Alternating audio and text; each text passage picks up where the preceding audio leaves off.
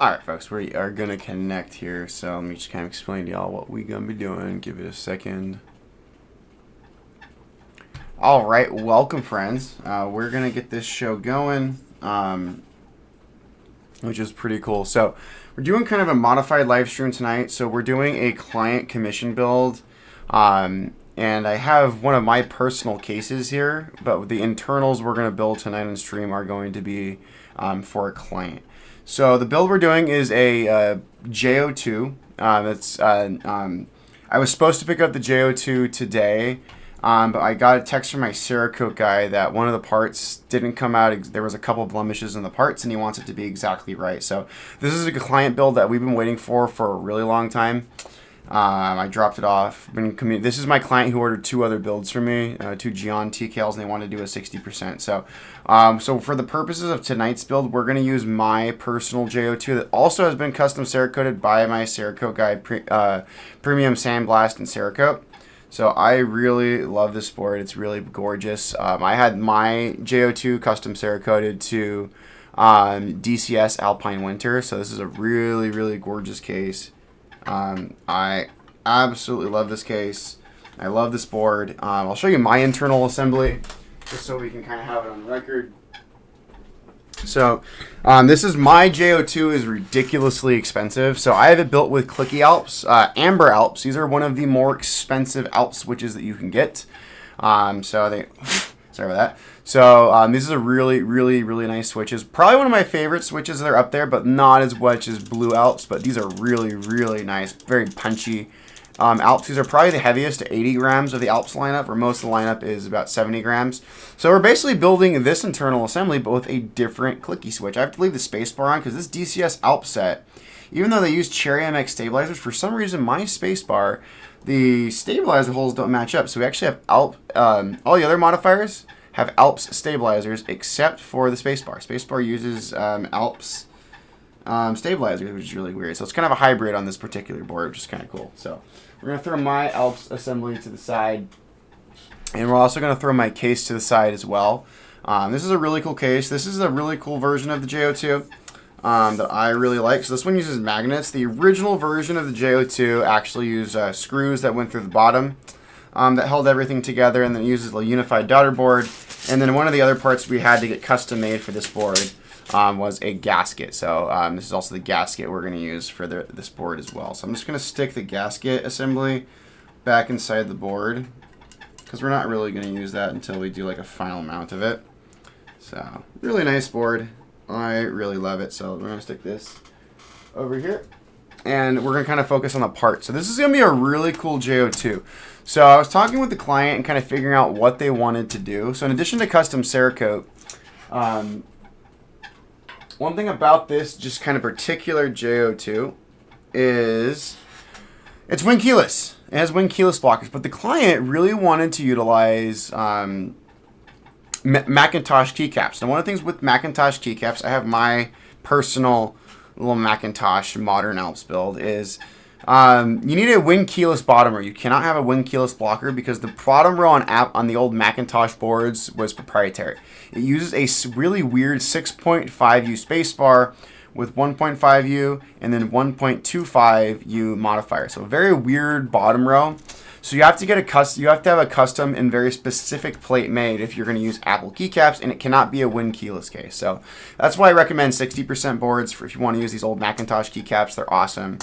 So the J-02 is an interesting one, but I talked with Careless, and he had never really made a Apple keycap version of the J-02 plate. So I asked him, and he made it custom for us, and I had it made. And I sent it over to Tom over in Canada at Hype Keyboards, and Tom cut the plate for us. So that was really, really nice. So we have so this is a J-02 plate with that full compatibility for the Apple keycap. So that's going to be really, really cool. So one thing about this, the client's build, they got the exact same board I did. It comes in raw aluminum from Prototypist. So I took it to a machine shop, and we actually had the wing keyless blockers cut off. And then we had it custom Cerakoted. So I'll pick up the board tomorrow and get that custom Cerakote. So we did so when we get this J-02, like when we get this assembly built and we get it put into its case, it's going to be a true one-of-one J-02. There's not going to be a single other J-02 on the planet that's like it. And that's what I mean when I like to build like super high-end, super bespoke, high-end custom boards. So the PCB we're using, it's going to be the Steezy PCB. That's kind of my favorite Alps 60% PCB to utilize. Kind of show you all right here. So this is the Steezy PCB from Apple T over in Sweden. This is kind of my go-to 60% Alps PCB. So this is a fantastic PCB. It supports the Apple bottom row, supports DCS keycaps and Alps keycaps. So this thing is fantastic. So really, really good PCB. Love using it and building this thing. And this board uses a unified daughter board. So we have the JST port connector for that, which is really nice. We also have our Macintosh keycaps, which came off an original Apple extended keyboard for the old Macintoshes. So that's going to be really cool. And then the kind of the star of the show, this is going to be my first client build that uses my all-time favorite Alps switch, which are going to be the amazing Blue Alps. Now these Blue Alps are actually really special. I got these from Careless. Careless I reached out to my Careless and saying like, hey, I need some Blue Alps, and Careless hooked me up. So I told them I'm doing this client build, and this client really wants Blue Alps for this build. So Careless hooked me up with a set of pristine Blue Alps. I did not have to do any ultrasonic cleaning. I did not have to disassemble these switches. These switches were in immaculate condition. So the only thing I had to do was just kind of clean up any like old solder off of these pins. I just cleaned up the pins, but these are in pristine, amazing condition Alps. So I did not have to really do any restoration to these particular switches. So the client's going to get a spectacular batch of switches on this particular build. So I'm really excited for them to get those. And since we're going Macintosh, we are using, again, a Macintosh pattern stabilizers. So we also have the parts for our stabilizer kit. So that's going to be really cool. Now, speaking of old Macintosh stuff, I wanted to, before we get the stream started, I do want to show an Alps project that I got going. What's up, Welvin? So I want to show you an Alps project that I did last night. I didn't do it on stream. I did it off stream because this was just a little more involved in terms of the work. What's up, Welvin? So I wanted to show you this one. So this is a board I restored. So what kind of inspired this restoration was actually this board. So one of my primary sources of Alps switches are going to be old Apple Macintosh keyboards. And I bought this Apple standard keyboard M0116 with a batch of keyboards that I bought explicitly for harvesting. When I saw this particular keyboard, I was like, oh, I can't harvest that. That's in such clean condition. There's like no yellowing on this particular keyboard. It is in pristine condition. There's like no scratches. There's no nothing on this keyboard. This is beautiful. So I restored it. So I took the case apart. I took the keycaps off. I cleaned the keycaps. I deep cleaned the case. And the PCB, the plate, the switches were pristine. I just had to do a light dusting. And this thing was good to go. So this sounds amazing. This has original orange Alps. So this board originally came with orange Alps. So I knew I wanted an orange Alps version. This is which is really cool. So I got this one. I knew, well, eventually I have to get its bigger brother. This one is what I tracked down. I was looking on eBay trying to find versions of the Apple extended keyboard model M0115. This is not an Apple extended keyboard 2. I don't like the Apple extended keyboard 2. There's just some design cues and changes they made I really don't like. So I knew I wanted the OG, and I got this board, and it came out fantastic. So I restored it. I was really careful on listings, looking for something that had a very low serial number. So I have one of the feet. I just have to replace the adhesive, and I'll put the original foot back. But I have a really low serial number. I'm in the 300,000, so this is a very low serial number. And of course, this has orange Alps, which are the original switch and probably the best switch Apple ever put in their keyboards. So it came out pristine. The plate, the PCB, all works. Cleaned everything up, and deep cleaned the case. Now, one thing if you notice on the back, the back is not yellowed because that would have been face down into a desk. The top case is a little bit yellowed. That doesn't honestly bother me. I'll be completely honest before I jump into my build. I don't want to use Retro Bright. One thing about Retro Bright is it actually damages the chemical composition of the plastic and makes it brittle the more that you use it, and it's not permanent. And it'll actually, this yellowing took decades to do. If you retrobrite something, it'll go back to its original color, but it'll re-yellow in a matter of months. So something that took decades to do will reoccur in a matter of months. So I personally don't retrobrite things. Now I do give I gave this plastic case a thorough soak in like hot soapy water just to get all the old dust and grime and dirt off of it. But I'm gonna leave it its yellow color. I will eventually track down another bottom case. I didn't notice it in the eBay listing, but there's a chip right here that came off the side of the case. So I have another one of these coming in that I am harvesting for a client build that's in rougher shape. So I'll probably see what I can do with that bottom case on the other AEK. It also has a very low serial number with Orange Alps, so I shouldn't be too bothered. But this is my personal one, and this will be on display at Keeb Life. So both of these original Alps boards, in addition to the rest of my Alps collection, is going to be on display at Keeb Life. So you're going to Keeb Life this Saturday in Pasadena, California. Please come check out my table in the community area. I'm going to have 13 Alps builds on display for people to pick up, for people to try. It'll be really cool to let people try original Alps and like as they were originally created, and also to try the majority of my collection, which is our Alps put into modern keyboard cases. So I'm really excited to have two original, and these are probably my two of the boards I've been working since I got into Alps. This is probably my favorite of the original Alps boards. This is a really cool board, and I love doing modern builds with the keycap. So a really cool board. I'm gonna put it to the side. But yeah, absolutely love this thing, and it's gigantic, and it's built like a tank. This thing is rugged. So I'll put it back on my keyboard wall, and you can kind of see it in my background while we're on stream today. So you can kind of see both boards. So, oh dude, I love the yellow plastic. It does not bother me. I mean, let me pull out one other board just to show you all the yellow, like proper yellowing. Like if you think you've seen yellow plastic, look at this baby. This is my F18X with Silicon Graphics keycaps. The entire set's high quality double shot PBT. Like these are awesome. Spacebar made of ABS, and that is ridiculously yellowed, and it looks beautiful. And also, this is also a board. This is my personal Blue Alps build. So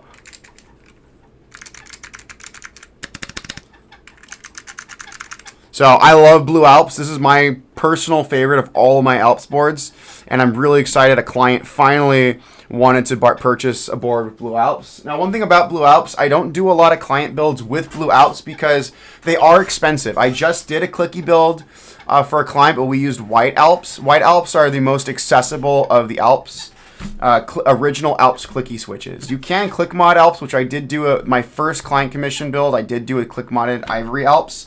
But Blue Alps are just really expensive. So like this, I just told this client, like, we can do Blue Alps, but I just want to be aware, like, they are expensive. We're probably looking about $2 to $3 a switch. Now that's not as bad as Amber Alps. Amber Alps can be $4 to $5 a switch. So like my Amber Alps build right here, I don't want to think about how expensive all these switches are. Like my J-02 and my like F18X are probably my two most expensive personal Alps builds. Like it's ridiculous. They have my two most expensive switches. So they're very expensive switches. So that's why I recommend if people really want a clicky Alps build, really go with White Alps. They're way more readily available and they're way more affordable. And they get you like 90%. They're still original Alps, and they get you like, I say like 90% of the way there to Blue Alps. So, but yeah, I'm really excited for this build. So let's start working on the plate, doing stabilizers. Y'all kind of know the drill how I go. We usually start with stabilizers first. So that's what we're gonna do. So let me pull them out. But we're kind of doing a modified build tonight. We're only building the internal assembly for this J-02. I was supposed to pick up the case today from my Cerakote guy, but he had an issue with one of the pieces. He has 4 pieces in this case. He has to Cerakote. So my client's basically getting a custom 1-of-1 Cerakoted J-02. This is my personal J-02. I have Cerakoted the DCS Alpine Winter. And I love how this build came out. This is a fantastic build, and I love it. But again, it's just Cerakote's an art form, and my Cerakote guy was really busy, and again, the Cerakote didn't come out exactly. He's been having a couple of issues with it, so he said he should have it tomorrow, and I let my client know, and I also told my client he's giving us a little bit of a discount on our price, which is really nice. So that's what we're going to do. So we're going to get out some stabilizer parts. So let me pull out my parts, and we're going to kind of go from there. So let's pull out stabilizer wires, and we'll pull all the components and get these stabilized keycaps assembled. So there's my 270, 275. Let's get out our spacebar wire for this.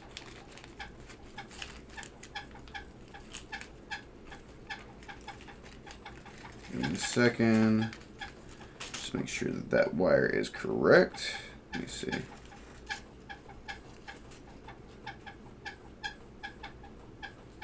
Let me just get one that's a little more straight. Perfect. That's my spacebar. So we got our spacebar wires. Gonna have, so really good times, everybody getting all those in. All right, let's get my 2U wires. So we need a few of these. Let me put my plate over to the side. I have like a rat's nest of 2U wires. So I have so many. So we're just putting them together. That one, I just want to see if I can get that crap off. Not using that one. But yeah, so that's what we're going to do, friends. So I got hello, friends who are tuning in. Again, this is a little bit of a later stream. Again, it's a work day, so I just had stuff I had to take care of after work today, so I couldn't really jump on stream a little early. I wanted to jump on at 5 today, but just didn't work out. So we got those. Let's put the rest of these 2U stabilizer wires back. It's a rat's nest in there, but it's all good. So, all right, and let's get our keycap clips. So Apple keycaps call for these brown ones, so let's just pull these out. So I need a total of 10 of them. So let me see. I'm not using that one. Okay, we need 10 of these little puppies. So 3. Oh, I am a school teacher by trade. So yeah, I'm a teacher. I teach middle school. So it's year 6 for me out here in California. I teach in Southern California. So fun job. I mean, I teach 8th grade history, and it's a fun time. Beware, I teach middle school, so like they're weird, they're wacky, and it's always fun. It's always a fun time. And it's funny because I take a different keyboard into my classroom every day. So like my students have noticed that like there's a different keyboard on my teacher desk every day. So it's kind of funny. The kids always notice it. So ever since I got into keyboard hobby, I have a different board every day, which is really cool. So the kids really like it. One of my kids last year asked me, "Hey, mister, can I buy one of your like keyboards?" And I said, "You'll have a heart attack when you find out how much that one costs." And that board I happened to have brought in that day was my Kohaku. I really didn't want to tell the kid like how much the board is worth, because the kid would have had a heart attack, and probably like there's no way a keyboard costs that much. So yeah, what's up, friends? So welcome, folks who are tuning in. It's a good time, just making sure. So yeah. Hey man, it's all good, but yeah, so it's like fun. So like I really have a fun time with like my day job. I've always like my background. I grew up doing like youth programs and volunteering and things like that. So like when I was like going through high school and like starting college, I just kind of knew like I wanted to go into education and like work with kids and like work with young people. I'll tell you, teaching like, do I have some days that kind of suck? Yeah, it's just like any job. So like, trust me, like for teaching, you very much, your heart has to be in it. I mean, especially now, like teaching is really tough right now to be in. It's especially with like the uncertainty of the job market. So, but it's a career I genuinely enjoy, and I enjoy working with kids, and like I'm never not bored at work. I mean, sometimes just the stuff my kids say sometimes is just like genuinely hilarious. Like I had a kid, I tell my kids like I'm gonna mess with you and I'm gonna make jokes on your behalf. But I also told my kids, like, it's a two-way street. Like, we're going to make jokes at each other. And I made a joke, and then a kid had a follow-up to it. And I can't really say what the kid said, but I was dying of, like, laughter. I was laughing for, like, a good, like, 30 seconds. And my kid said, "Are you okay?" I'm like, "Yeah, I'm fine. It's just, yeah." "Oh, dude, they're totally roasting me. That's why it's funny." And I told my kids, like, you're going to get roasted by me, and I totally expect the same in return. Like, that's just kind of the rapport I have with my kids. Like, I'm very easygoing. I'm very, like, I'm clear with my expectations of, like, what I expect of my students. Like, if you cross a line or you break, like, one of our expectations or my rules, like, it's not going to be a fun time. But, like, I also, like, walk that fine line of also having that good rapport. And I know over the years, like, in just terms of my experience, the kids really appreciate that. Yeah. So you know what's funny? When I was in my years, I do volunteering with like YMCA youth programs, and we had this one volunteer. I loved him. He was this really cool guy, and he did a lot, but he did a lot of behind the scenes stuff. Whereas I was on the volunteer side, we were actually working with the kids, and I became really good friends with him. And I was like joking with him. We were just kind of like BSing one day, and it's funny because he said like he just blurted out, I effing hate working with children. I said, dude, you like volunteer and work with like YMCA youth programs. Like, why are you here? He said, I like doing the work. I just don't like working with the kids. And I'm like, oh, okay, that kind of makes sense. So yeah, it's like super fun. So yeah, but it's fun. So yeah, I definitely have fun like working with the kids and like working with young people and whatnot. So yeah, we're using these old Macintosh keycaps. So I fully restored these. So one thing about these old Macintosh keycaps, these old Macintosh keycaps were from a time were made from a time when Apple made good keyboards. So every other keycap is made of dye-sublimed double-shot PBT. So these are very high quality. These are very thick keycaps. These are really good keycaps. But the space bars on these keyboards were made of ABS.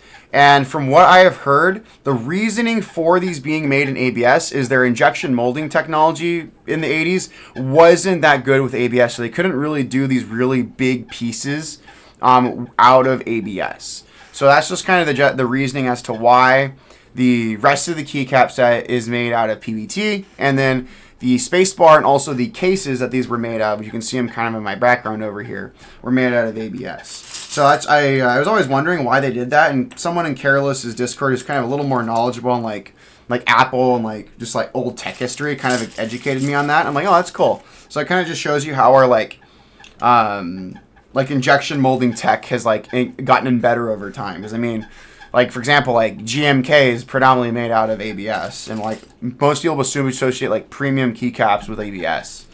Which honestly, I know some people like honestly prefer the sound. Like ABS and PBT have different sound profiles. So like I have a buddy who prefers the sound of PBT. I really like ABS with my keycaps, which is interesting. So it's just kind of here nor there. But I know the injection and plastic technology and chemistry has just gotten a lot better. So I'm putting the rest of the keycap set away because we're just working with the stabilizer keys.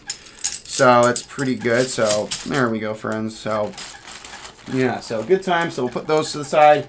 But I can kind of show you what the keycaps are going to look like. So this is my Frog Mini Ligera with Green Alps. This is one of my personal builds with Macintosh keycaps. So this is essentially what it's going to look like. So one thing about Macintosh keycaps, if you ever want to do a build with them, you really only can do a 60% with them. And I'll kind of show you all why. So now that I have an Apple extended keyboard, the weirdness with these boards comes with the F-row. So I'll take off one of the keycaps and you'll kind of see exactly why this is weird.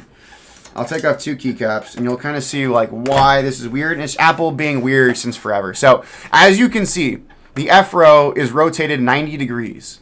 So if people want to do a modern build with original Apple keycaps, my recommendation is you got to do a 60%. Pretty much none of the modern keyboards that can be converted to Alps can really do this.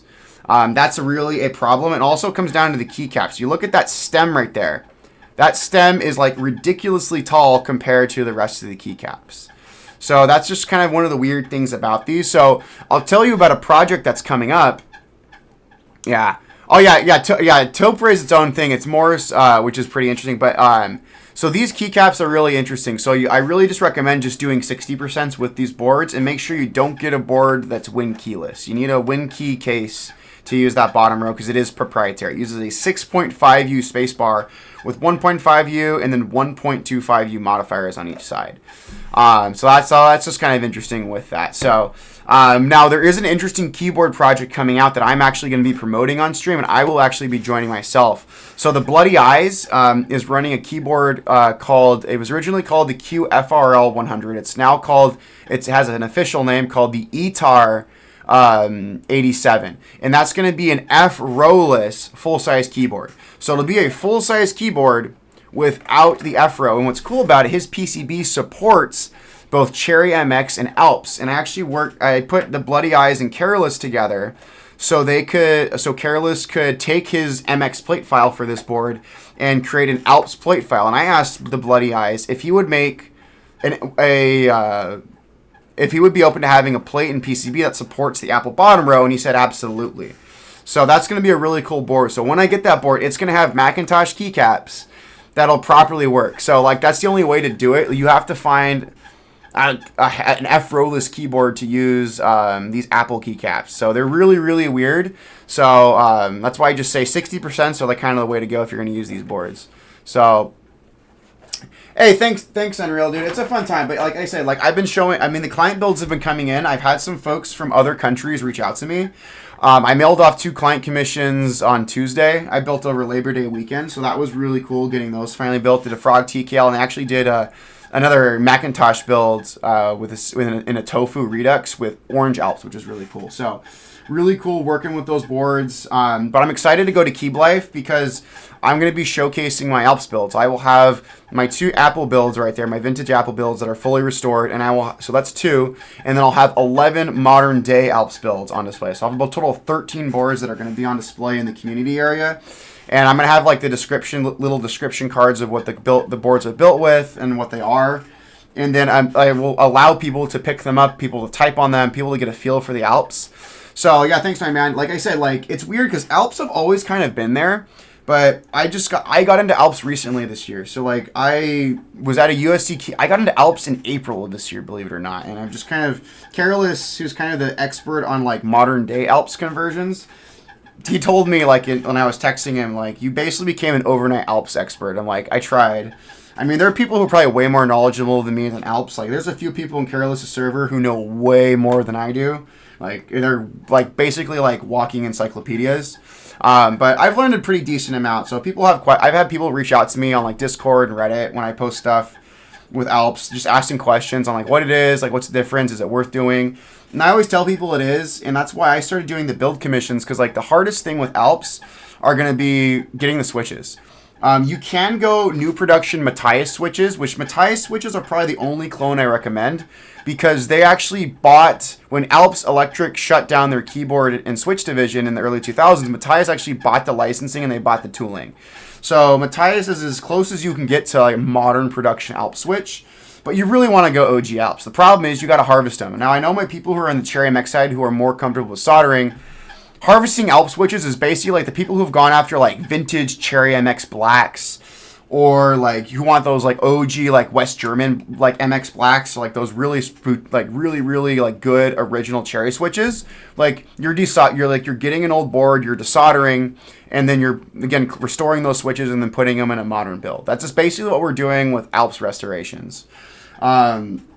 I mean, I have an Alps board coming in that I need to harvest switches from, so I'll probably harvest it on stream and just kind of show you. I can harvest a board relatively quickly. It's the restoration part that takes a long time. So, like, some people may not have the equipment to desolder, or just may not know how to solder. I mean, there is a little bit of a learning curve with soldering.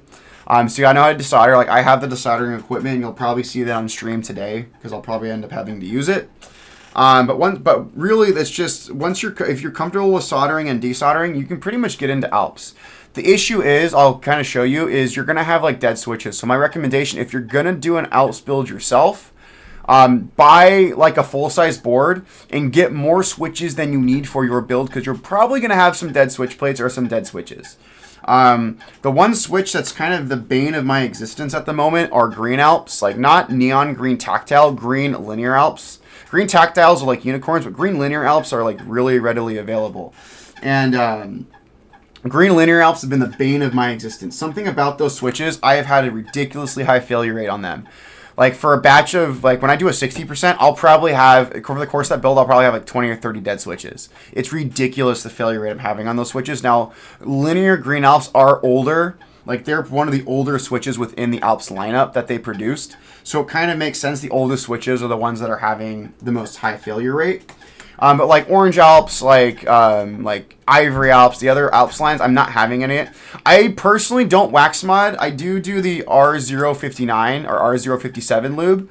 I tried the wax mod and I didn't notice a difference. I noticed more of a difference using the R057 dry lube. And honestly, like Alps are also just a very scratchy switch by nature. So like if you're getting a scratchy feel from the Alps, like that's just kind of the feel that Alps are known for. So I mean, that's just kind of what it is.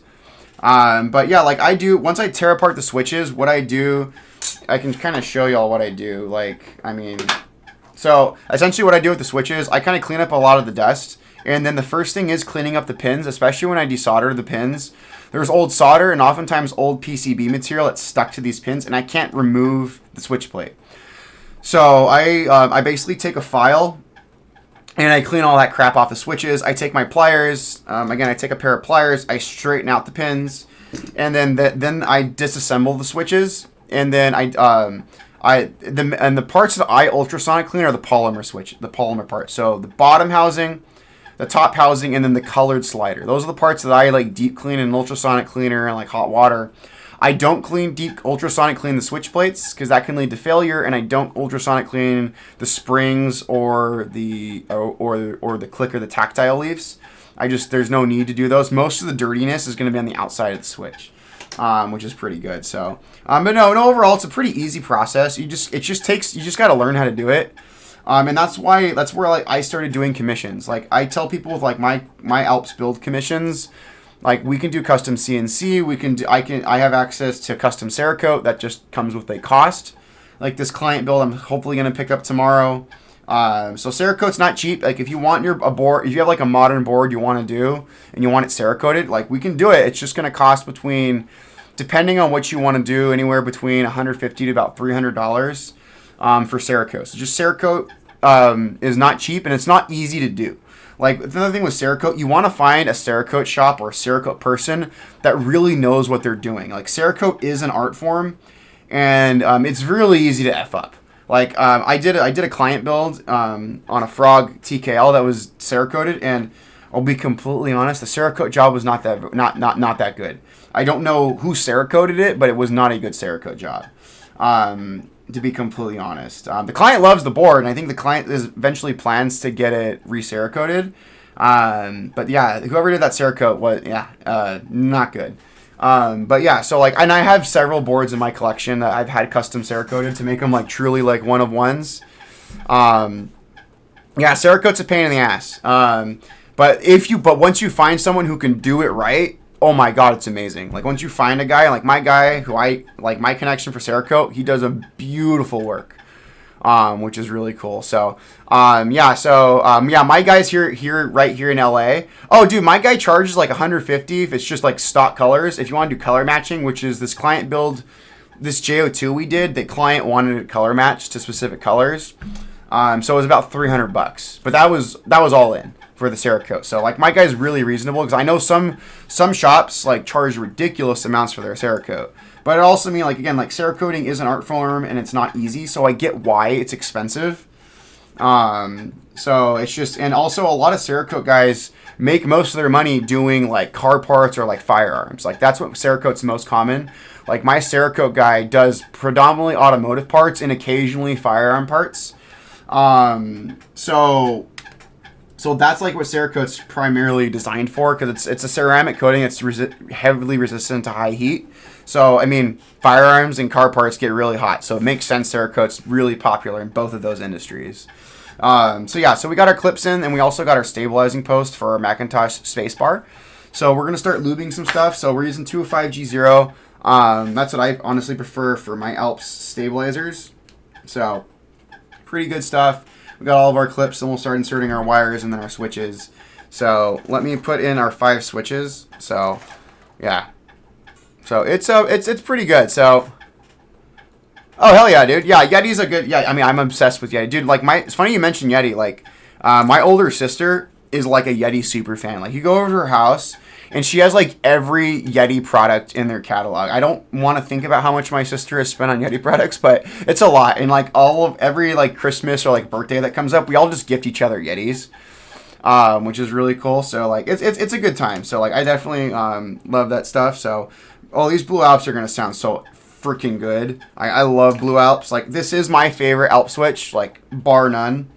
I mean there's a reason I have it in my most expensive and premium personal build. Like my Blue Alps Geon F18X SMKX edition, like this is a very, very special modern Alps build, and I love it. Like, I don't want to think about how expensive this board is because it's ridiculously expensive. But it's a gorgeous board. I love it. But it's also like, again, it has that copper authentication plate on the back, and it's the SM. You can kind of see it in the light. SMKX 2024 edition. So there's only about 100 or so of these of this particular F18X in circulation. So pretty cool stuff. I got that one for a really good deal off a user in Thailand at MSRP. So they just said, you pay for shipping, you can get it at MSRP. I'm like, bet, I'll do it, dude. So really, really good stuff. So I'm really excited. So yeah, we're doing this build tonight. I just want to get it done before I kind of go to sleep tonight. Just because it's this is a client build. I also got permission from this client. Normally when I finish a build, I mail it out like next day so the client can get it in hand. This client has been awesome. Like, he's ordered 2 other really high-end builds with me, and he's a really, really nice guy. I asked permission. So Keep Life is here in Los Angeles, and I'm showcasing builds. I asked the client, hey man, I know you've been waiting for this build for a long time. It's taken a long time to get this build, but I asked the client if I could take this board to Keep Life to kind of showcase. Because I mean, also to a Keep Life, I'm also going to be like just letting people know, like, hey, I do custom like Alps commissions and just custom keyboard build commissions in general. So it's going to be really nice to have like probably the most high-end bespoke one-of-one Alps commission that I've done to date. So that's going to be really cool to be able to have this board on display. And the client was really gracious. She said, absolutely, dude. So I told the client I'll ship this board to him first thing Monday, priority mail, so he can have this board. He can have his trilogy of Alps boards. He ordered a green Alps Gion F18X from me. He ordered an orange Alps Frog TKL. And then he's doing a blue clicky Alps build with a J-02. So he's going to have a linear, tactile, and a clicky Alps build with 3 of probably the best versions of each of those. So he's a really cool client. I was really fortunate to be able to work with him and get him like some really kind of dream keyboards for Alps. So like he's a really big enthusiast, and he really wanted to do Alps and do it right. And I'm very happy we crossed paths, and I was able to kind of get him exactly what he wanted for his personal collection. And it was funny, when I mailed him his first build, I checked the tracking, and I just followed, like, I just made sure I wanted to follow the tracking. And I texted the client, I texted him, and I said, hey man, did you get the board? And he said, dude, I've been typing on it for like an hour. And I'm like, heck yeah. So I know he really loves the boards. And the other clients who have gotten boards from me, like for Alps builds, have texted me like they love them. So, and it's been really cool to just kind of see what those folks are doing. And actually, one of the clients I built a board for, he's actually local to me here in Los Angeles, and he's going to be at Keep Life, and he said he's taking his Alps build that I built. So that's going to be really cool. So his social media handle is Epic Fax Keebs. So if you want to give like a follow like on like Twitch or like Instagram, he's a really cool dude. Nice local guy here in Los Angeles. So I was really happy to do that build for him. And we did a build in a KBD Fans 461E with Alps SKCM Black tactile switches, which is really cool. So he was on a little bit of a tighter of a budget. So I told him, like, well, like, first let's figure out what switch you want. He said tactiles, and I said, dude, Black Alps are actually really underrated, and once you clean them up, they're actually really nice. A lot of people kind of hate on Black Alps. I love Black Alps. They're a really kind of underrated switch that don't deserve the hate they get in the small niche that is the Alps community. We are a very tiny community within the keyboard space, but there's very few of us, but we have a lot of fun. So... which is cool. So I'm like really excited how these are coming out. So just getting this wire lubed up for our left shift. There we go. And then we want to, which ones are, there we go, our right shift. So pretty good stuff. So we're having a fun time late this evening, folks. This is a nice weeknight, but I'll also be doing a personal build tomorrow on stream. It's a build I got to throw together before Keep Life. It's one of my last kind of personal build that I need to put together. So, and then I think on stream too, we'll probably be on stream getting the boards ready. So, because I'm going to be staying at a hotel closer to where the event is, because I'm taking a lot of boards, and it's a very expensive payload I'm taking to Keep Life. So I just for the convenience and just peace of mind, I'm going to get a hotel room closer to it, just to make life and logistics for Keep Life on Saturday just a little bit easier. So, but yeah, definitely, if you're in Los Angeles or you're coming out for Keep Life, like, definitely come say hi. I would love to meet as many people as possible. And please come try my Alps builds and kind of see what the coolness is with Alps. Like, it's a really cool switch. I love educating people about Alps and doing builds and showing people how cool these old switches can be. And how they can kind of complement aspects of your Cherry MX collection. Like I always tell people, like I think everyone should have at least one Alps build in their collection. Not everyone has to be crazy like me. I mean, I have a lot of Alps builds, and I don't think the normal sane person within the hobby needs as many Alps builds as I have. But I also kind of have this goal, like I want to have one of each Alps switch type with the exception of two, which are going to be neon green Alps, and then amber linear Alps. Both of those are prohibitively expensive. Like neon green Alps are going to run you about $20 to $30 a switch. So if you want a neon green tactile Alps build, you're looking at about $2,000 to $3,000 in switches, if you can find them.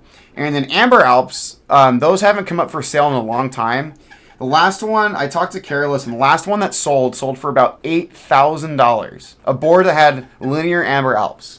So yeah, those two switches I have no desire to get because they're just prohibitively expensive.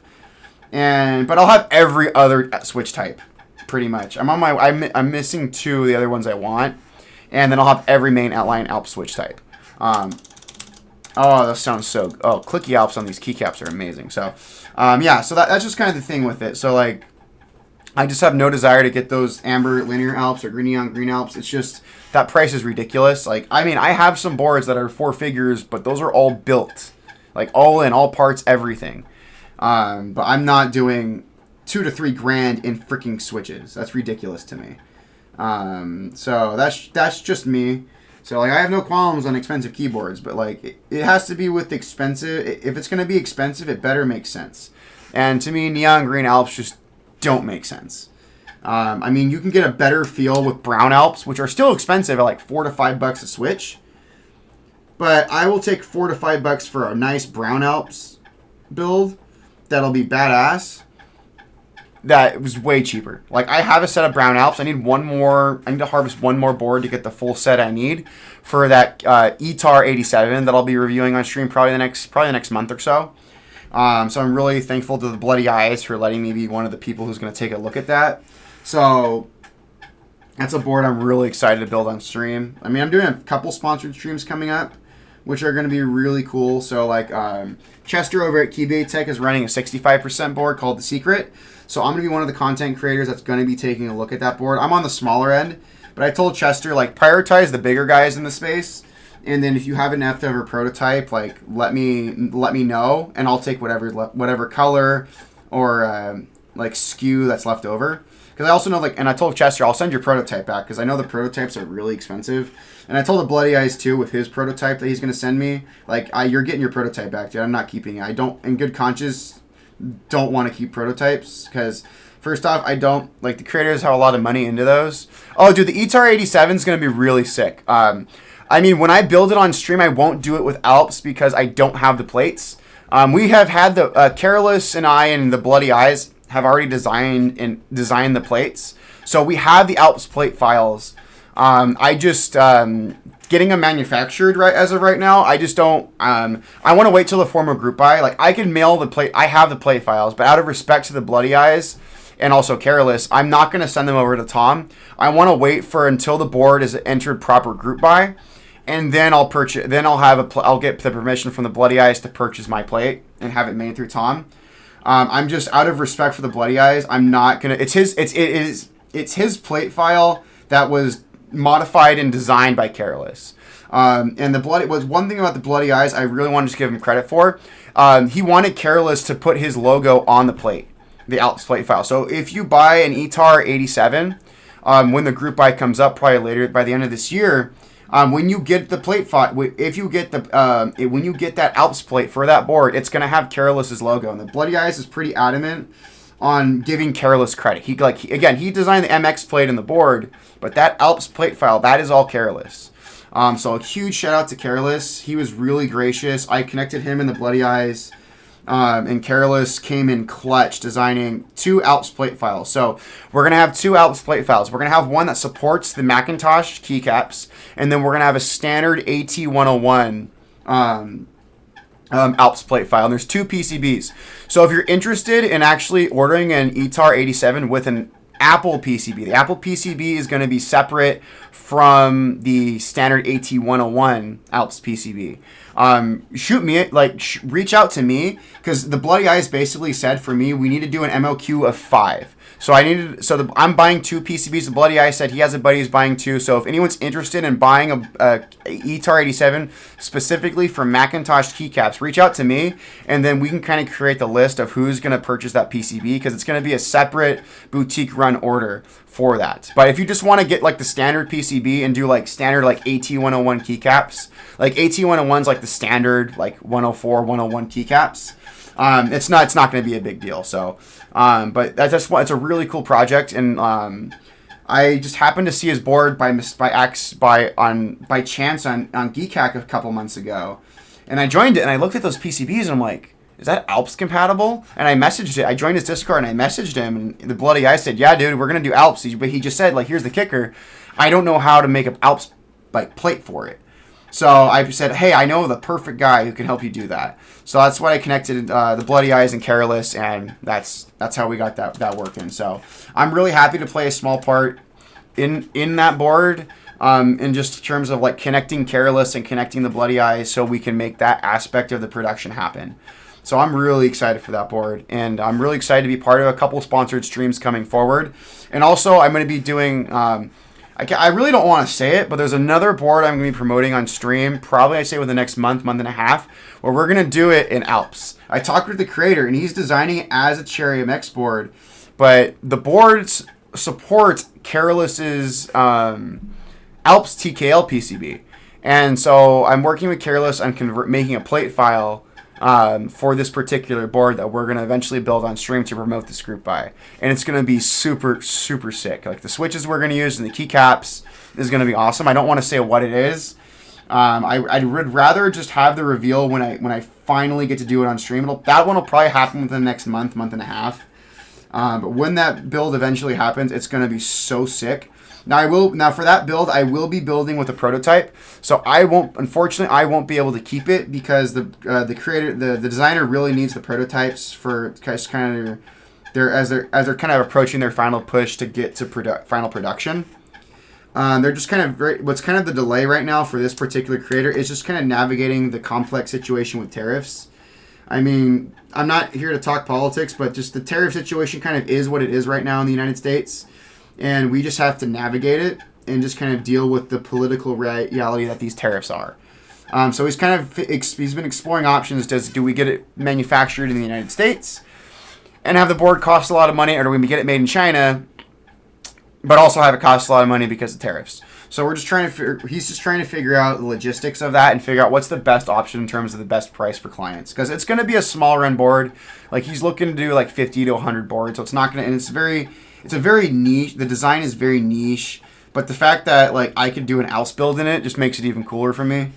So, and then there's like another Alps build, like a board that's going to run a group buy from like one of my friends who's a designer, and I asked him like, yeah, dude, I'm totally going to build that with Alps. When the group buy is going to run later this year. So, yeah, there's some Alps projects definitely in the pipeline that are going to be really cool, and I can't wait to eventually get them built. But it's just going to take, a lot of these are just going to take time. So we're like primarily going forward, like once I do my personal stream tomorrow, really going to kind of slow down on personal Alps builds on stream, just because I've pretty much built up most of what I want. And the remaining Alps builds I want to do, like the boards have to run on group buy, pretty much. Like I'll get to do like builds with them, like a couple of the boards, because like I'm going to get previews of them because I get to build the prototypes on stream. But like I got to send those prototypes back. And I just do that out of courtesy and respect to the designer. Like I'm not going to keep your prototypes, because I know those prototypes are really, really expensive. Like one creator I know, like he had a prototype that was like $1,200. I know some prototypes can be even more than that. So I just, in good conscience, I'm not keeping a prototype, unless I actually like bought that prototype, like paid what they paid for the prototype, which I honestly don't want to pay $1,200 for a prototype, even if it's a board I absolutely love. So we're just going to kind of get it going. So we're putting our return key, our enter. Oh, so good, man. So good. Yeah, so that ETAR build, definitely be on the lookout for it. Like it's a super, super sick build. Bloody Eyes, dope dude. I'm really excited to be part of that project, and also just some of the other projects that are going to be coming forward. But yeah, definitely looking forward to Keep Life this weekend. It's being put on by Frank, aka Enomushi. So the whole event's for charity, and there's going to be like a bunch of major players within the keyboard space that are going to be there. So I'm looking forward to meeting some of those people, kind of talking shop, showcasing Alps builds. And I've had some people who are kind of bigger in the space who are interested. Like I've had a few of the bigger like designers and creators, or like some of the YouTubers who are interested, who have kind of reached out to me, expressed interest, and they're going to be really looking forward to trying my builds. I've been seeing like what they would want to see if they really want to commission a build. And I'm confident in the builds I have. I'm probably going to pick up a few commissions at KeepLife. I mean, based on the experiences, like this past week, I had a user in Ireland commission 2 Alps builds with me for Key Cult number 265, which was like super sick. I had a client and I had a person in Russia reach out to me. I also had a person in England reach out to me to get a price quote. They said they'll be in touch. So I'm definitely open to international clients. Like I had a client in Singapore I did a build for. I've had a couple clients in Canada we've done. So I just tell like my international clients, like I'm happy to do a build for someone who's outside the United States. I always just ask, like, you're going to pay for the shipping. Like if we are going to do business and negotiate price and like my commission fee, like what's also going to be factored into what you're going to pay is the shipping. Especially if I have to ship a whole board to you. What I did for my client in Singapore is just really nice. I try to find a board that you have in your personal collection, and then I build an internal Alps assembly for that board. That keeps costs down. I've had a few clients I've done that for, where I just build them the internal assembly. Like I had a client who had a couple clients who have had GeonWorks frogs or frog minis, and I'm like, here, we'll just build you the PCB and assembly, and then you get it. It's cheaper. It weighs less. And then you literally just drop it into your case, and that keeps shipping down significantly. So especially with international clients, that's usually an option I try to go. Is I try to find a board that they have just to keep shipping costs down. Because like I had to sell a board. I sold the board to a client, a person in England, and I had to sell them. I had to ship the whole board to England, and it was like $115 freaking to ship the damn board to England. So definitely shipping costs definitely can suck at times. Now with this, I just want to make sure I get the alignment of my. Okay, gotta flip it around. Cool. The space bars are always kind of weird, so let me just flip these around with space bars. So yeah, once we get our stabs, this build should go pretty quickly. Stabs usually just take time. Cool. There we go. Just flip my clips here, and let's do that. Oh darn! Give me a second. But yeah, that's just me kind of just sharing a lot of the good stuff that's happening, and I'm just looking forward to it.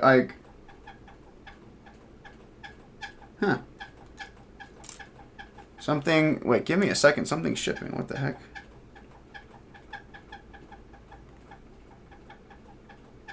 Huh.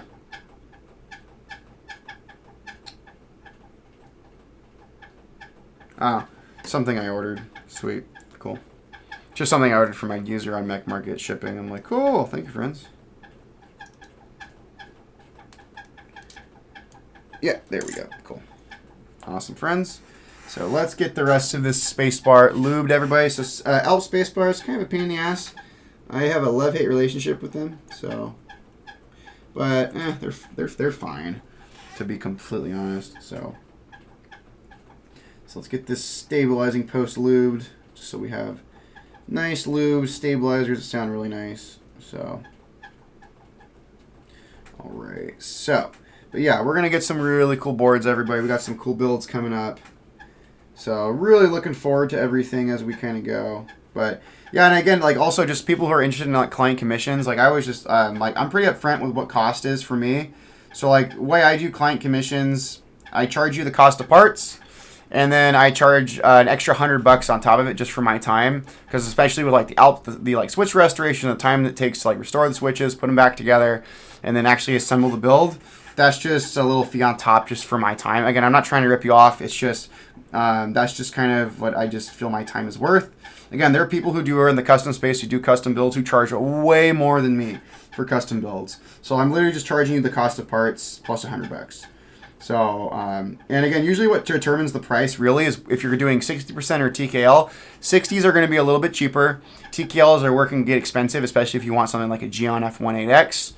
And also switch type. Like, especially if you want to do like orange Alps or like linear green Alps or like white clicky Alps, cool. But if you want to do like brown Alps, blue Alps, like amber Alps, that's where it gets, or like cream tactile Alps, that gets expensive. So, but yeah, most people I've done, like other than this client who wanted blue Alps, most people are choosing like orange and green Alps for the most part, which are very affordable switches, and they're fantastic. I love both of those switches. I mean, I have 3 keyboards in my Alps collection that have orange Alps, so I really love orange Alps. So that's probably one of my favorite tactiles. I mean, once I get my brown Alps builds built, I think brown Alps may become one of my favorites, but we'll just kind of see everybody how it shapes up. But so, all right, we got that. Let's lube this wire, and then we'll get this last stabilizer in, and then we'll start soldering switches in and doing some first tests. So these switches were in immaculate condition, so I don't think we're going to deal with issues of any like faulty switches or dead switch plates. But if we do, we got more than enough blue Alps on hand to get this build done. And then we'll kind of do just kind of a test fit in my J-02, just to get some nice pictures of it, which will be really nice. So let's just get some lube on this wire here.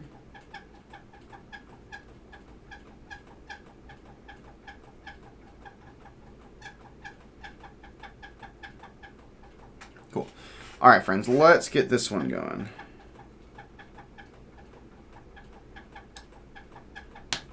Okay, let's get my spudger in there. Let's get this.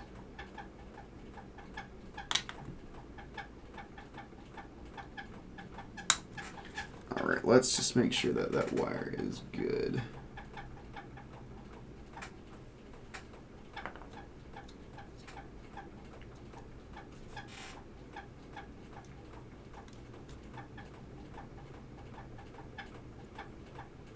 Cool. Just put a little bit of lube on this wire down here, and it'll be good.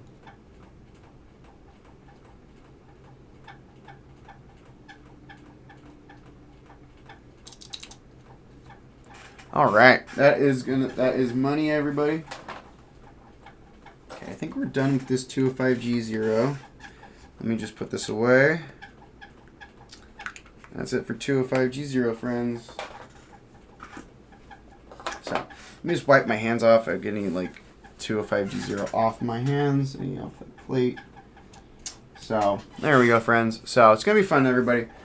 So really looking forward to getting those done. All right, so there's our assembly right there, friends. So that's really good. So let's connect it to our plate and PCB, friends. And we'll get this one going, so. All right.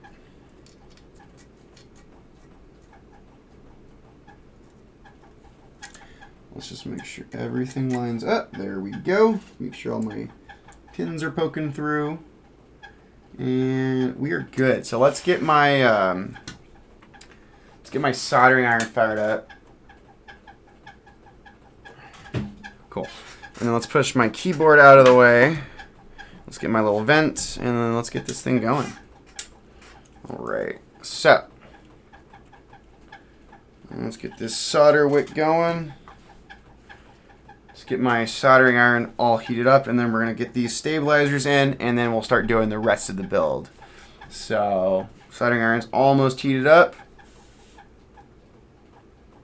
But yeah, so we should be good to go. I'm going to wipe off my soldering tip really quick. There we go. Cool. All right, friends, let's get this going. So we're at all heated up. Let's get our space bar in there and mounted.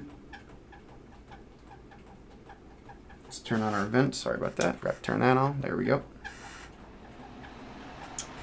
All right, so this one. Cool. Just getting these switches in here, everybody.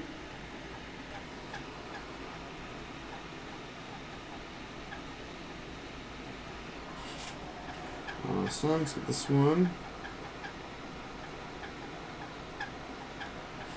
Alright. Let's just make sure we got some nice seating, so.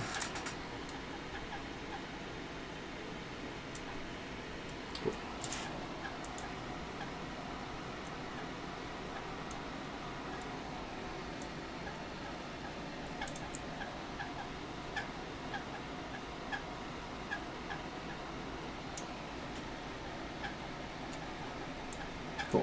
That one's good.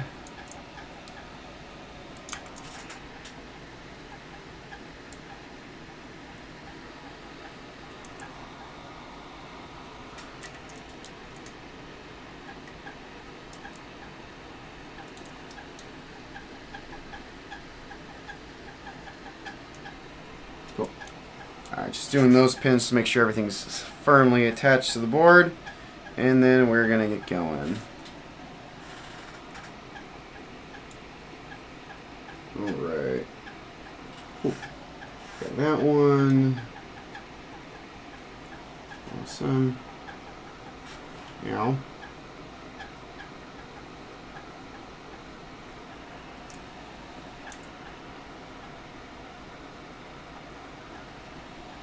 Cool. That one's good.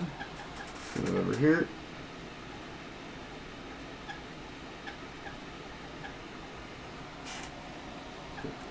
Let's go these up here, backspace.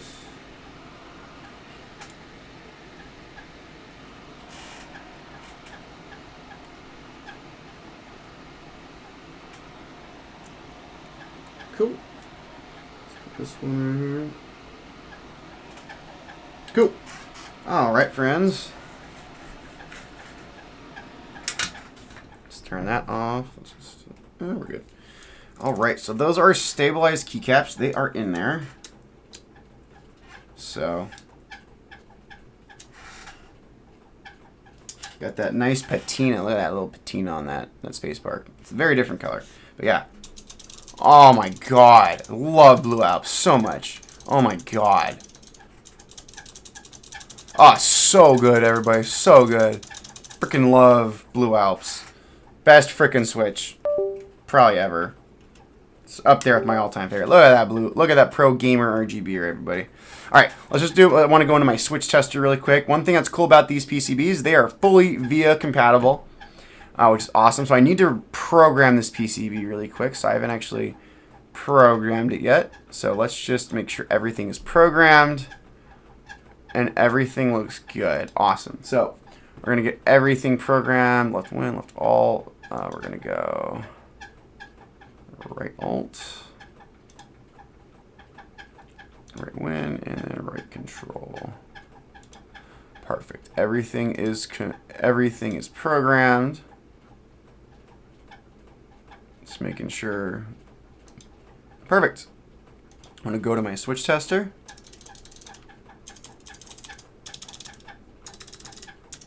Awesome. Switches are good. So that is beautiful. So I cannot wait to put this thing together. Oh my god. This is going to be such a badass build. Holy cow. Like, Blue Alps, they're so freaking good. I love this Switch. It is I comfortably can say, like, this is one of my all-time favorite Switches. Like, I love Blue Alps. I would love to do I'm planning out an Alps build for the future that would potentially use Blue Alps, and it's just cool. So like I love these switches. Are also for my client.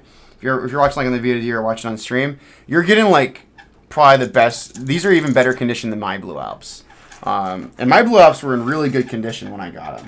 So you're getting a really good clean set.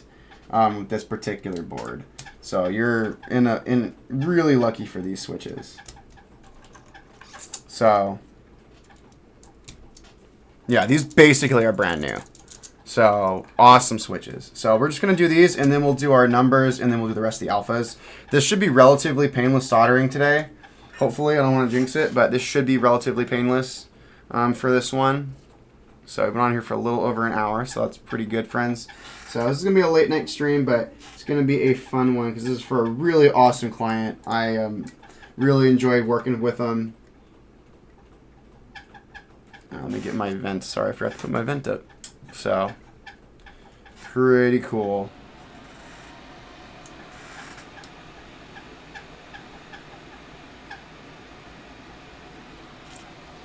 Awesome. Let's do this one. Make sure that's firmly seated.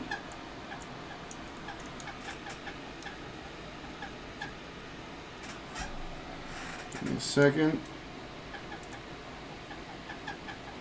Awesome. Looking good.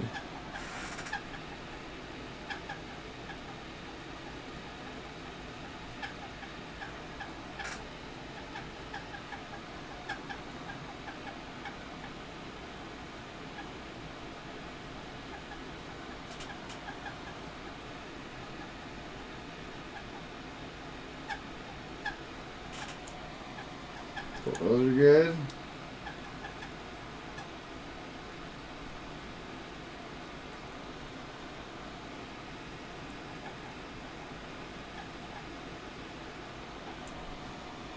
Awesome.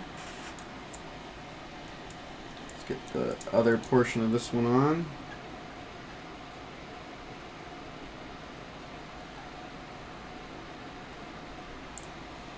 Looking good right there, friends.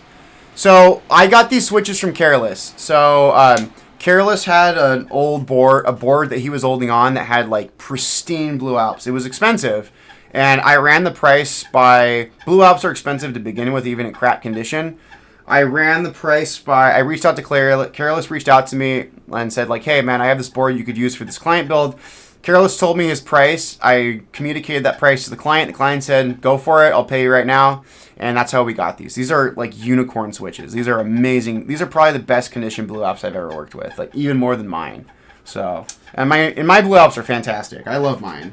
But these are amazing condition.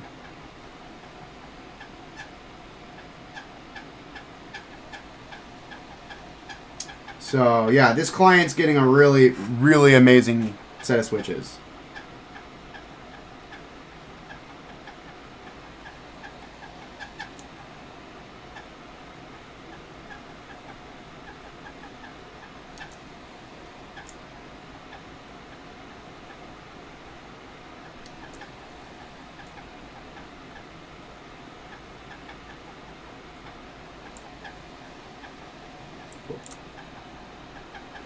Looking good. Let's make sure these are all firmly seated.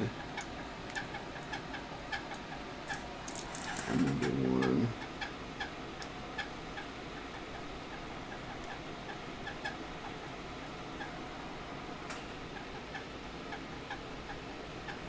Yeah, so I got really good. Yeah, no, these are a really good set of switches.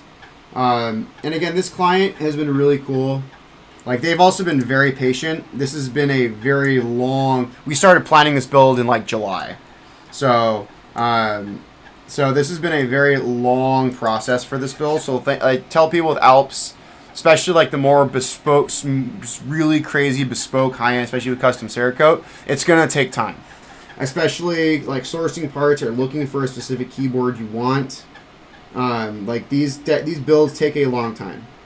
So from start to finish, this has probably taken 2 months to do this board. So this has been a very long process. Thankfully, this client has had 2 other Alps builds to keep them company and keep them busy, but this is the build they really have wanted, even more than like their F18X that they have, which is a sick build.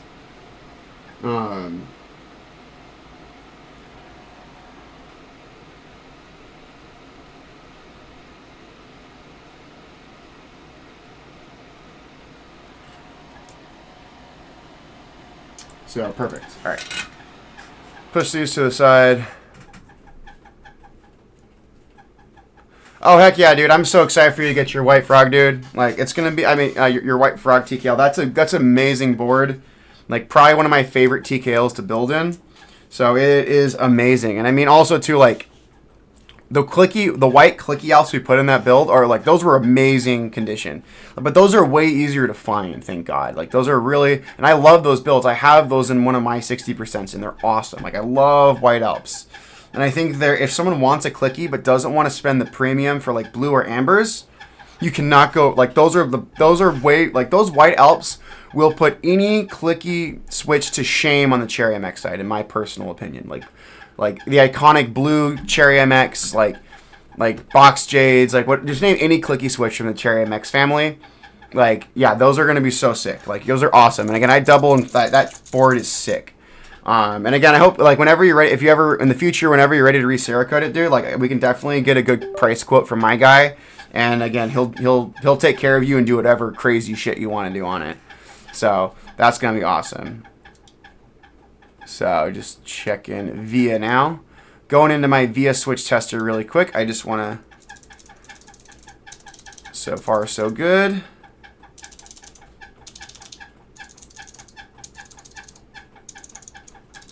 I mean, these switches we're in pristine condition. I should not have any faulty switches, and of course I know we are money on those switches. Honestly, I'm gonna be completely honest. I'm gonna install the rest of the switches. Normally I go kind of row by row, but honestly, these switches are in such great condition. I don't think we're gonna have any faulty switches on this puppy.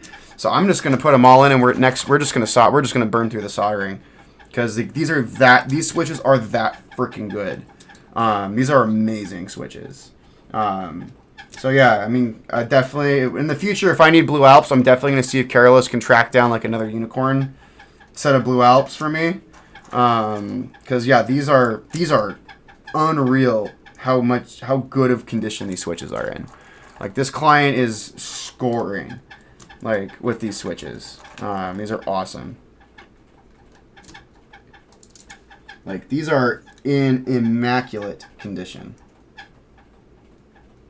Absolutely immaculate condition. So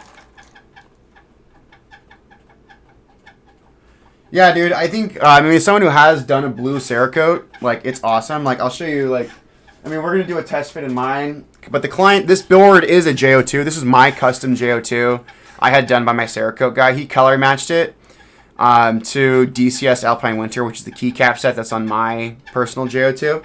And it's freaking gorgeous. So he does really great work. He just takes time. And again, like I said earlier on stream, Cerakote's an art, and it's really easy to F up. Like, that's just the thing with Cerakote. Like, you want to find someone who's really, really good at what they do. And is knowledgeable about the art of Cerakoting and like powder coating. It's just so hard to do. Like I didn't realize how difficult it was to do until I really started doing projects with my Cerakote guy.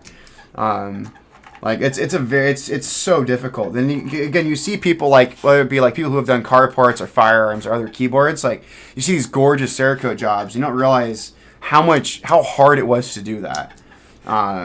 So like I have a lot of respect for my Cerakote guy and the work that he does because it's not easy. Also, especially in this California heat, like California has been ridiculously hot lately.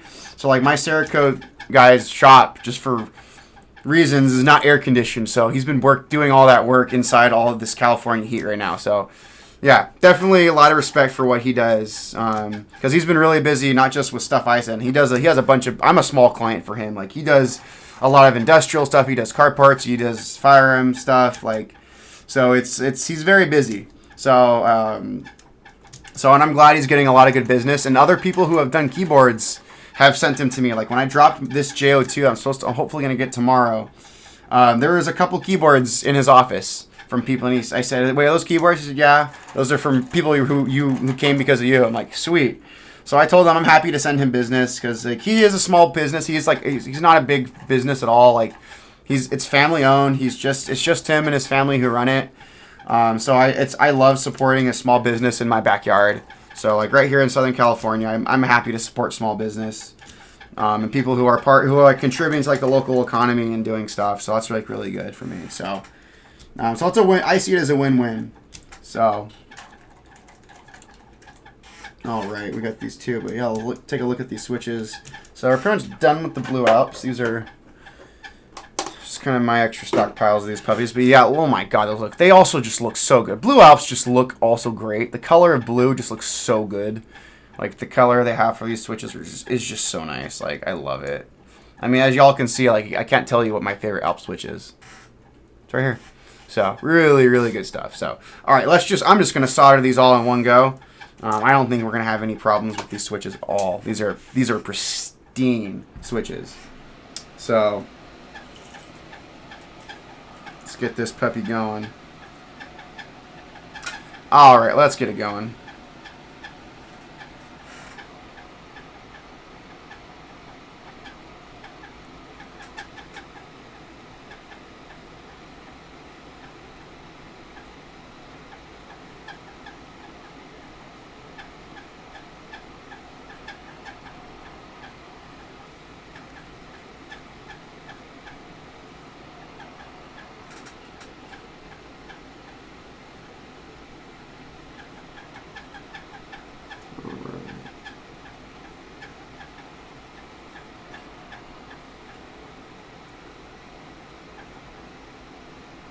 Just kind of doing these center ones to kind of hold everything down.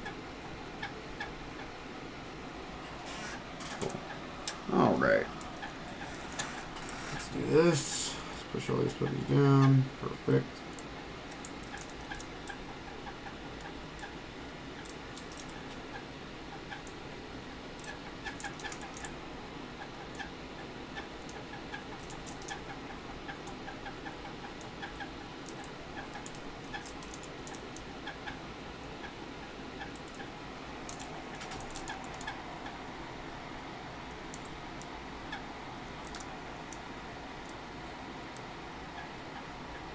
Cool. Alright, those are in. Let's get them going, friends.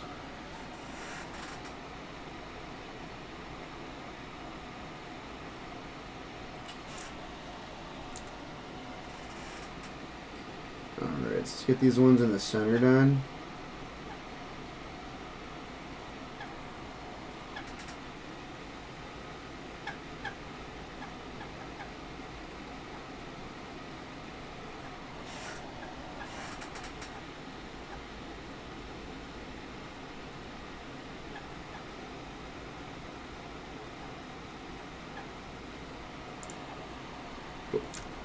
And then this one.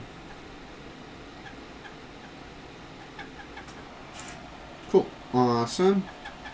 Looking good. Awesome. Let's get the rest of these going.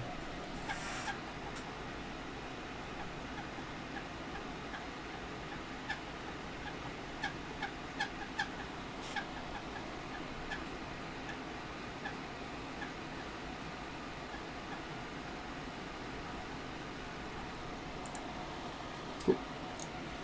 Looking good, friends.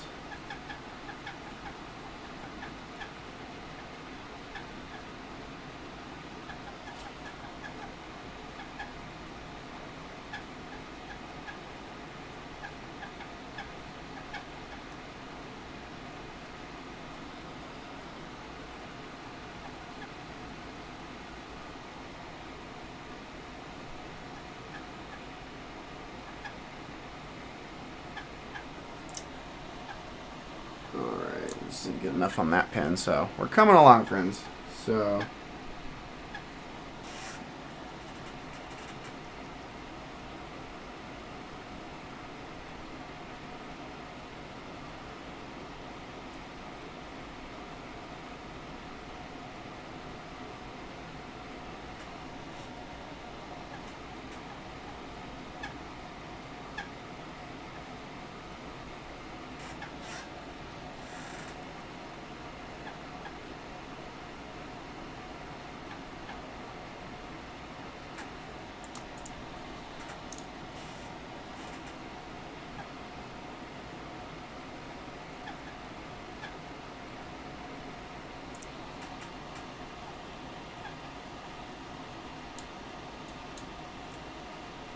cool.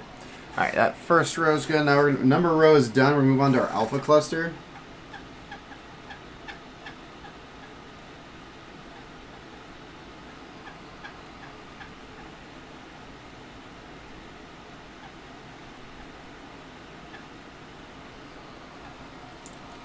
Looking good.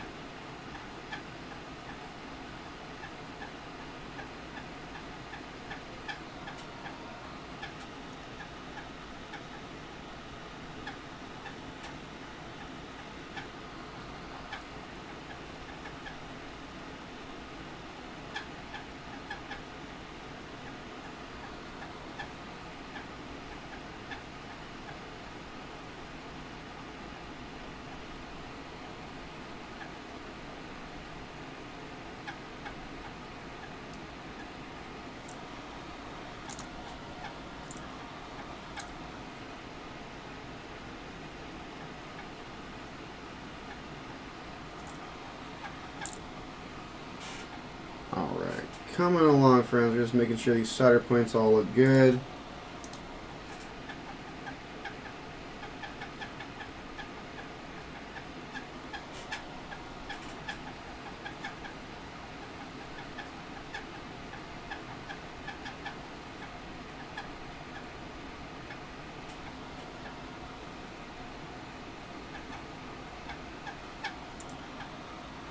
looking good.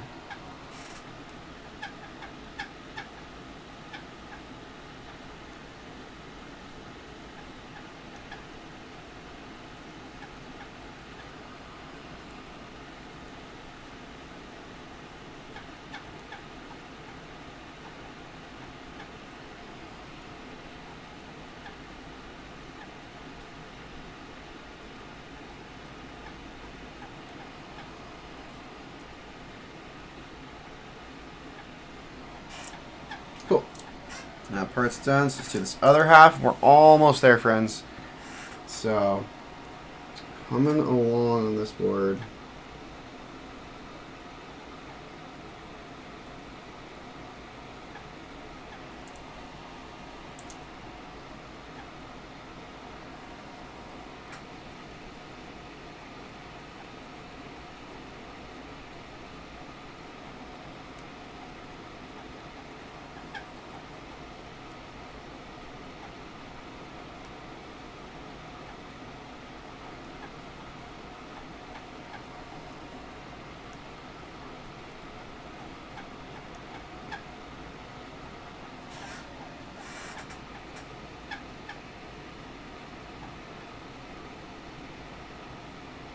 Almost there, friends. Got like 8 more switches right here we gotta do. Just making sure all of our solder points look good. Looking good so far.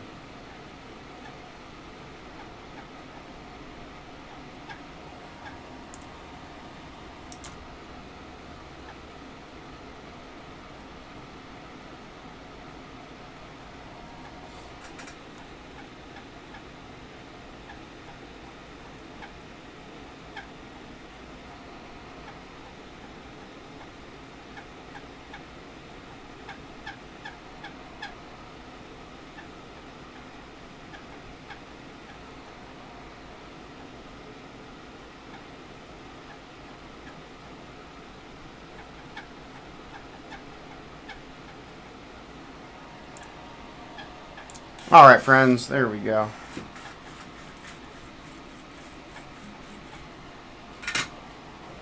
I'm going to turn my soldering iron off. I'm pretty confident in these switches. Alright, there we go. Let's put this away.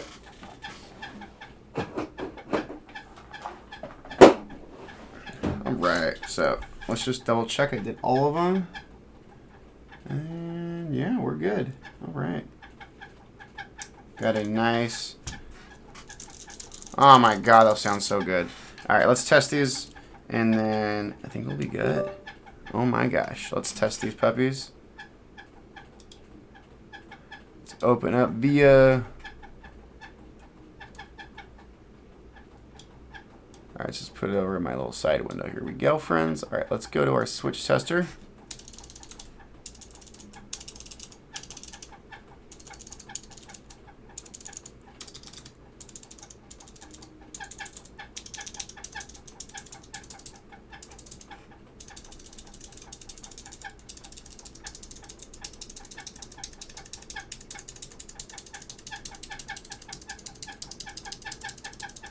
Our number row is good.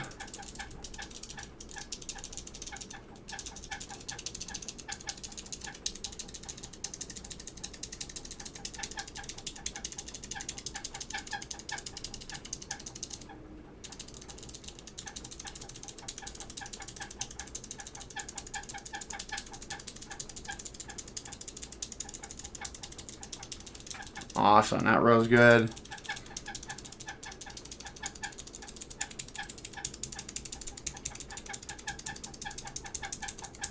Alright, we're good. These switches are solid.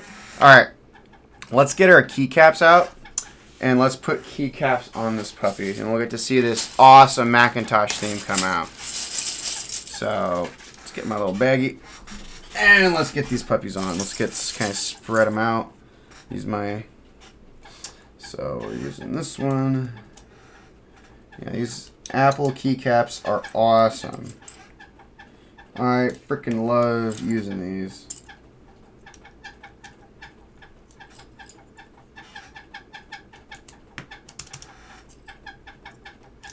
So So, really fun set to use. Again, one of my personal favorites. Got caps lock right there. We got our alt, and then we're just looking for one more little big cap right here. There we go. Perfect. All right, friends, let's start putting them in. Starting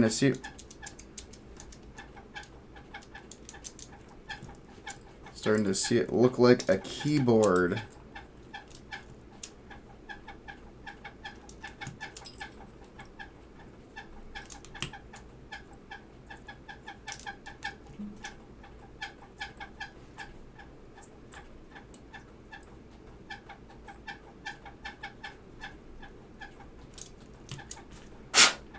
There we go.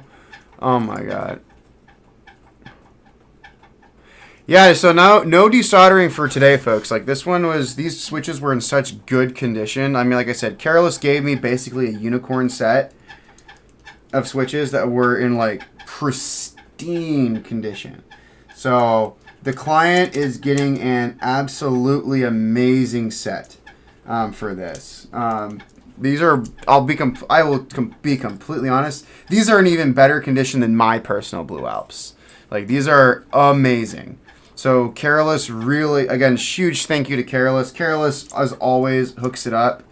Careless is my guy. And again, if I ever find myself in Philadelphia, I definitely owe Careless a beer. So, yeah, Careless, next time I'm on the East Coast, dude, and I got to make my way to Philly, and I definitely owe you a beer, dude. So, yeah, that's a good time, so. All right. Perfect. Yeah, but this keycap set is awesome. I love these Macintosh keycaps. They just look freaking awesome. And I think they're really fun for what they are. And again, these keycaps are very high quality. So this is from a time when Apple actually made good keyboards and made good shit for the most part. I mean, their keyboards today are absolute garbage. Like, I mean, if someone, I'm not hating on Mac users. Like, Macs are fine. Like, if you buy a Mac today, throw the keyboard that comes with the Mac in the trash. It's off. Those things are horrible. Like, do yourself a favor and get a proper keyboard. Like, if you're a Mac user, like, just, yeah, factory Apple keyboards today are just garbage. So,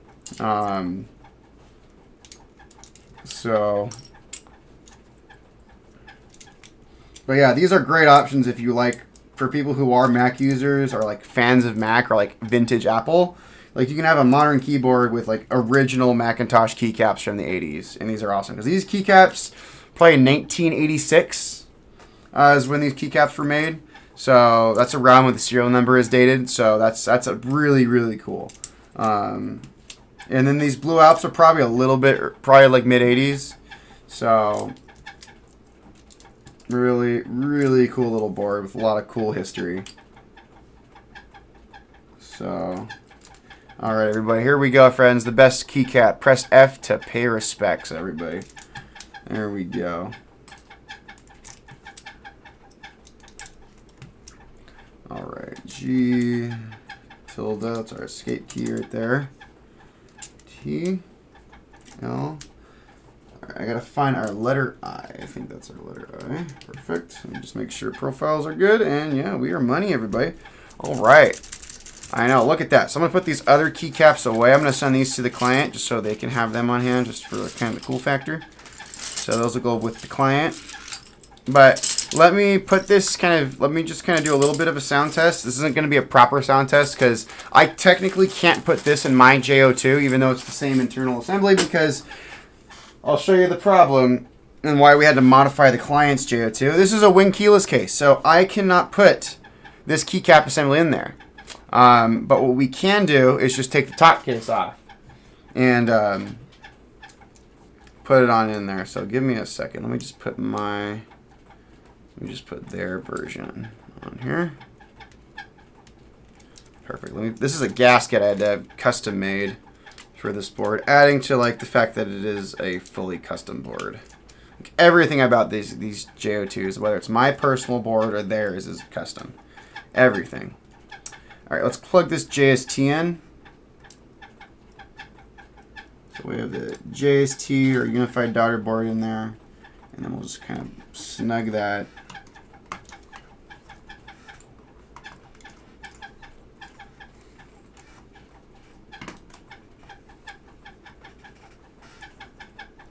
All right, friends. So that's as good as we're gonna get for like mounting it.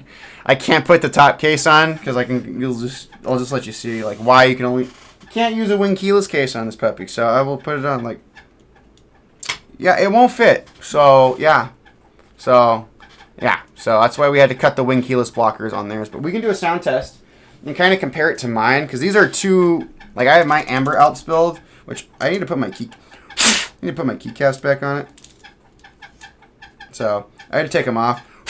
So I'll put mine to the side for right now. I'll put my assembly and we'll kind of do a comparison of Blue Alps versus Amber Alps. So here we go. Let's move my microphone down. We'll kind of do a little bit of a sound test on this one. It's not proper because we don't have a top case on it, but you can get an idea of what Macintosh keycaps sound with Blue Alps. So let's do it.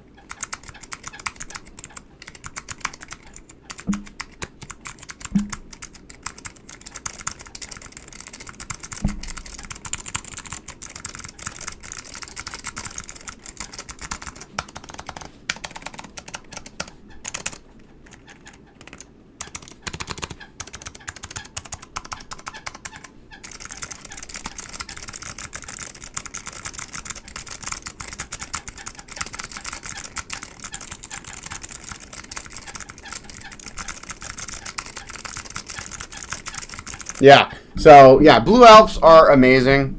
They are my favorite Alp switch of just bar none. So really cool Alp switch. While we're on here, let me not pull out the JST port. I do want to put my keycaps back on really quick. I'll tell you a little bit about my J-02 while we're here. So these are Amber Alps. So these are kind of like these are the successor to Blue Alps. Blue Alps are kind of like the OG. Let me a second. There's a bunch of dust here. While I have the keycaps off, let's dust this puppy off. Look at that. We'll just take my brush and we'll dust all this crap off. So while we're here, we can kind of take a look at mine. So my J-02 and how it's built. So we're using DCS Alpine Winter. If this keycap set looks cool to you, good luck finding it. This is as rare as hen's teeth. I got really lucky finding this set, and you'll probably never find this set. This set was made in like 2015, so very old Alp set. One of the older DCS Alp sets. This was the original DCS Alp set. So like I said, good luck finding this keycap set. It's as rare as hen's teeth. But it's a cool set. I love it. I love having this one. I mean, part of me still wants Ping Master. But I'll probably never find that set, to be completely honest. So I want to put my keycaps back on just so I can show y'all a little sound comparison between the two assemblies. So let me just get these back together, and then we'll just do a little sound test of them outside of the case, so you guys can hear a difference between Amber Alps and Blue Alps. Amber Alps Blue Alps are the predecessor. Amber Alps came after. Amber Alps are really interesting because they're quite a bit rarer than Blue Alps, and they're way more expensive. They were only found in one specific type of computer, and it was a specific model of Apple IIc back in the day. So these are very hard switches to get a hold of because you can't just buy any Apple II. You have to buy a very specific model. So you could say like, oh, I'm going to get an Apple II to get Amber Alps, and you buy the wrong model, and you get some other crappy switch that they threw in those computers, because they didn't just put Amber Alps in Apple IIs. So that's the interesting thing about these. And also, Amber Alps also get really expensive because the Apple IIs they came in only came in 60% form factors. So if you want to do a TKL or a full size, you are looking at a very high price tag for Amber Alps. They are very expensive. Like a unit, an old Apple IIc with Amber Alps will probably run you between $200 and $300. And it only comes with 62 switches. So if you want to do TKL, you're going to need 2 of them. So these get expensive really, really fast. I put that T in the wrong spot, so I put that one over one. So that's just the thing with them. You have to be, just kind of know what you're getting yourself into with Amber Alps. Like, they're awesome, and I think they're absolutely worth it. But just note that they are freaking expensive. So that's just kind of the thing. So I'm just putting my keycap set back on just so I really want to do a sound comparison between these two sets. Because I think they're really interesting. Because we have like a one-to-one comparison of what these things sound like. Because my F18X sounds different because it's a TKL and it's a very different board. Whereas I have the same exact build assembly, pretty much. But just one with blue and one with ambers. So that's going to be a kind of a really cool opportunity to kind of test out both modules. So let me just... okay,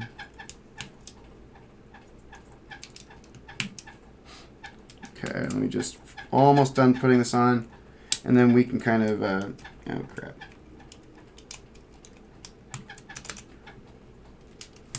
So let's just get the last of these on here.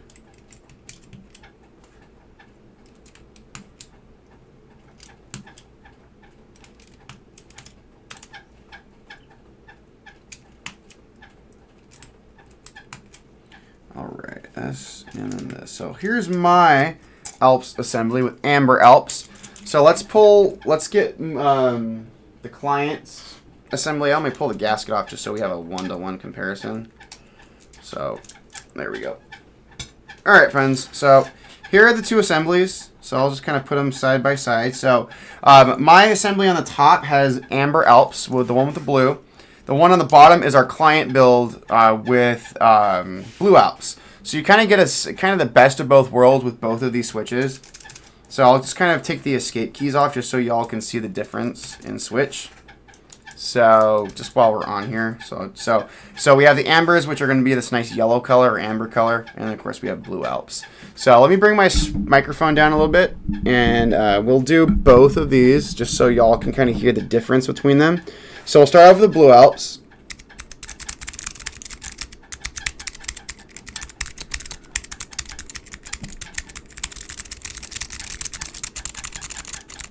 And let's go to Amber Alps. Let's move the microphone over here.